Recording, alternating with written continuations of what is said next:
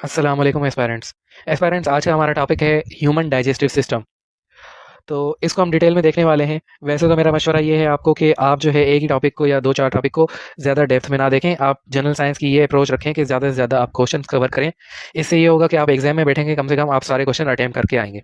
ऐसा नहीं होगा कि आपने 15 टॉपिक जो है अच्छे तरह से किए हों और उधर जो है आपके 3-4 क्वेश्चन ही रह गए हों।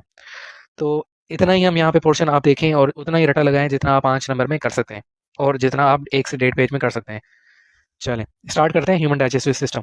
तो ये डाइजेस्टिव सिस्टम जो है आपका माउथ से स्टार्ट हो जाता है। फिर एसोफेगस इसका ऑर्गन है, पार्ट है। उसके बाद स्टमक, स्मॉल इंटेस्टाइन और लार्ज इंटेस्टाइन।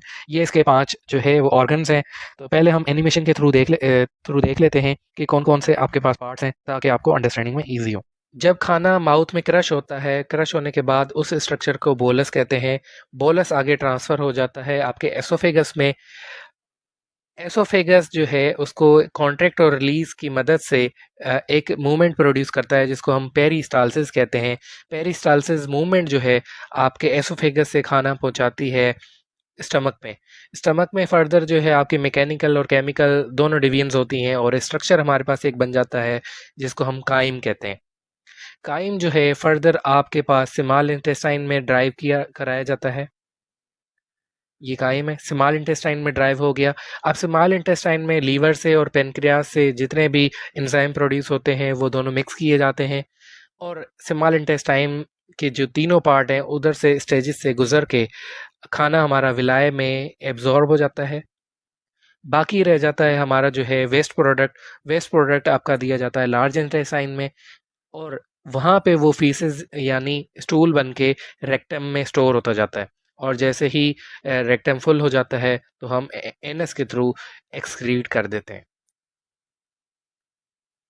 जी, अब हम देखते हैं कि जो है कौन से एंजाइम्स हैं और कौन सी चीज़ें हैं, कौन से स्ट्रक्चर्स हैं।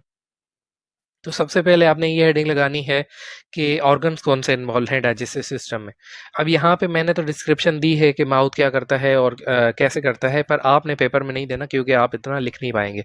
तो माउथ जो है हमारे पास मैकेनिकल भी डाइजेशन कर रहा है और माउथ में जो है हमारे पास अमाइलेज एक एंजाइम होता है, जिसके थ्रू आपका जो है केमिकल ब्रेकडाउन होता है कार्बोहाइड्रेट्स का। तो माउथ में ये दो प्रोसेस होते हैं। या बल्कि मैं आपको पहले ऑर्गन्स दिखा देता हूँ, मजीद हम प्रोसेस फिर देख लेते हैं। माउथ के बाद एसोफेगस, एसोफेगस के बाद स्टमक, स्टमक के बाद स्मॉल इंटेस्टाइन, स्मॉल इंटेस्टाइन के बाद लीवर, लीवर में लीवर और फिर पेनक्रियाज, और यहाँ पे लार्ज इंटेस्टाइन और रेक्टम और एनस। ये हमारे पास 8 पार्ट्स हैं, ऑर्गन्स हैं डाइजेस्टिव सिस्टम के। अब हम प्रोसेस देखते हैं और समझते हैं कि क्या क्या क्या चीज़ें कहाँ पे एग्जिस्ट करती हैं। तो माउथ में मैंने आपको बताया यहाँ पे कि अमाइलेज एंजाइम होता है जो कार्बोहाइड्रेट्स को वहीं पे क्रश करना शुरू कर देता है। अब जो माउथ है वो आपका मैकेनिकली भी डाइजेस्ट कर रहा है। किस तरह कि आप जो है टीथ के थ्रू आप उसको क्रश करते हैं खाने को, और केमिकली भी अमाइलेज के थ्रू। देन माउथ से जब पास होता है एसोफेगस में पेरिस्टालसिस मूवमेंट होती है और देन आपको दिया जाता है स्टमक में। स्टमक आपका मैकेनिकली भी डाइजेस्ट करता है और केमिकली भी। केमिकली किस तरह डाइजेस्ट करता है कि उसमें एक गैस्ट्रिक ग्लैंड्स होते हैं जो गैस्ट्रिक जूस प्रोड्यूस करते हैं या पेप्सिनोजिन प्रोड्यूस करते हैं, जो बाद में पेप्सिन में कन्वर्ट हो जाती है। और पेप्सिन जो है वो प्रोटीन को जो है स्मॉल पेप्टाइड्स में कन्वर्ट करती है।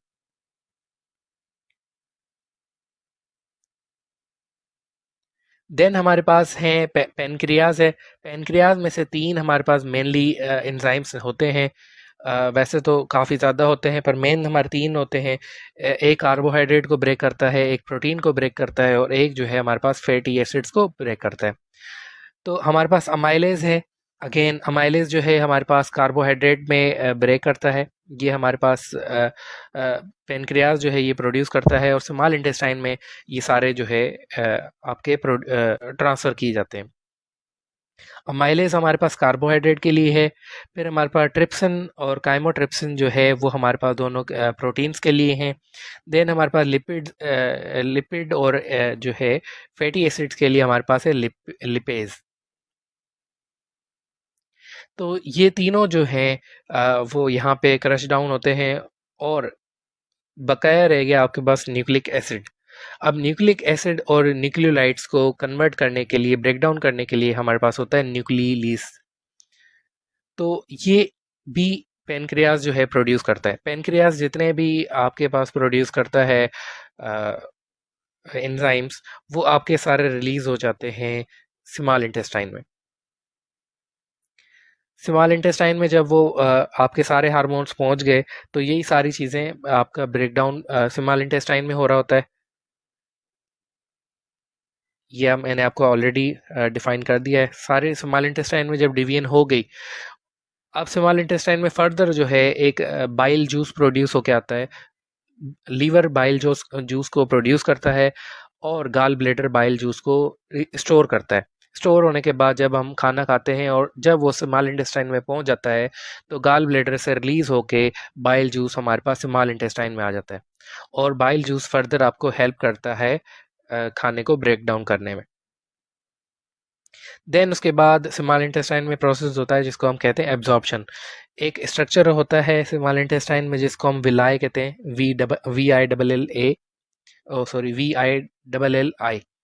तो उसके थ्रू जो है वो खाना सारा एब्जॉर्ब हो जाता है। जितने भी शुगर्स, अमाइनो एसिड्स और फैटी एसिड्स और ग्लाइसरॉल, जितनी भी चीज़ें एक स्मॉलेस्ट यूनिट जो प्रोड्यूस हुए थे, तो वो सारे ब्लड स्ट्रीम में शामिल होकर एब्जॉर्ब हो जाते हैं। फर्दर हमारे पास क्या रह जाता है, लार्ज इंटेस्टाइन में हमारे पास स्टूल और फीकस, जितना भी वेस्ट प्रोडक्ट हो गया वो रह जाता है, जो अनडाइजेस्टेबल है, जो है फीकस के थ्रू, सॉरी रेक्टम और एनएस के थ्रू बाहर निकलना है। तो लार्ज इंटेस्टाइन जो है जितना भी प्रोसेस करके अनप्रोसेस्ड फूड देता रहता है, वो रेक्टम में स्टोर होता है, और रेक्टम जब फुल हो जाता है तब एनएस के थ्रू एक्सक्रीट किया जाता है। तो ये इस तरह से हमारा डाइजेस्टिव सिस्टम वर्क करता है।